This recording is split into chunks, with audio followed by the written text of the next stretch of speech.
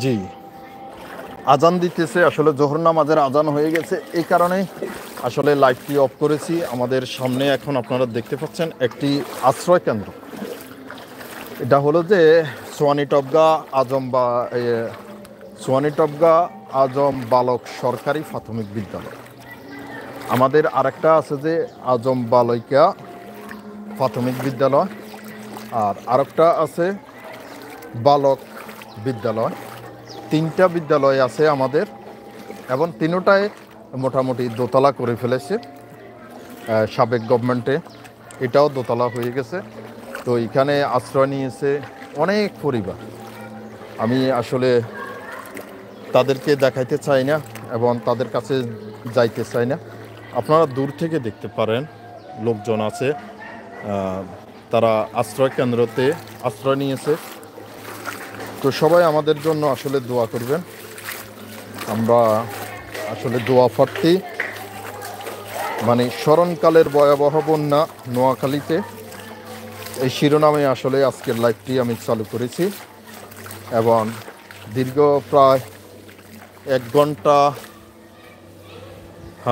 ঘন্টা 10 মিনিট পর্যন্ত আপনাদেরকে দেখানোর চেষ্টা করেছি। তো কে কোথায় থেকে দেখছে একটি কমেন্ট করলে আসলে লাইভটি করতে সুবিধা হতো। মোটামুটি চারিদিকে ফানি থই থই অবস্থা। এই যে আমি আসলে প্রায় 3 কিলোমিটার 4 কিলোমিটার রাস্তা আপনাদেরকে 1 ঘন্টায় দেখাইছি। অনেক দূর হাঁটছি, পানি দিয়ে হাঁটতে হাঁটতে আসলে আমি মোটামুটি হাঁপিয়ে গেছি, অসুস্থ হয়ে গেছি, অসুস্থ বোধ করতেছি। কি অবস্থা, কি ব্যাপার? বন্যার পরিস্থিতি ভয়াবহ। নেট তো মোটামুটি আছে, দেখা যায়। হ্যাঁ, সেটাই তো চিন্তা করতেছি। নেটের স্পিড তো আগের থেকে ভালো মনে হয় না? স্পিড মনে হয় আগের থেকে একটু ভালো।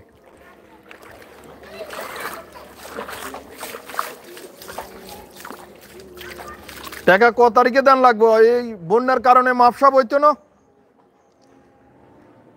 বন্যার কারণে মাপসাপ হইতো না।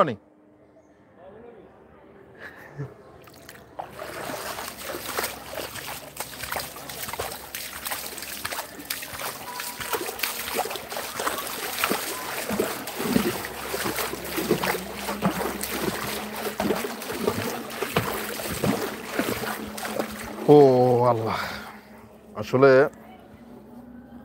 অনেক দূরে হাঁটতে হাঁটতে ক্লান্ত হয়ে গেছে।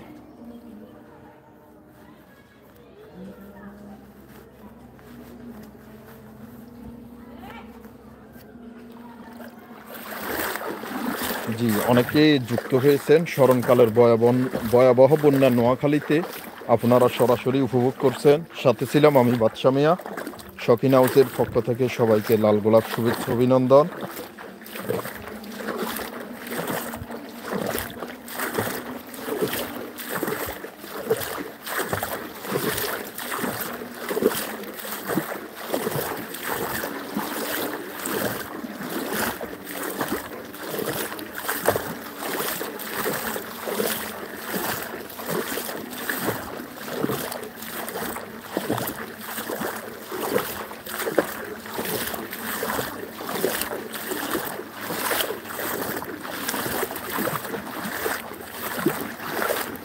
সবাই লাইভটি শেয়ার করে দেন, অন্যদেরকে বন্যা দেখার সুযোগ করে দেন, এবং আমাদের জন্য দোয়া করবেন।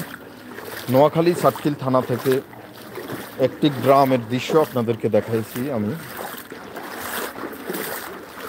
কারণ পায়ে হেঁটে তো অন্য কোনো গ্রাম দেখানো সম্ভব হয় না।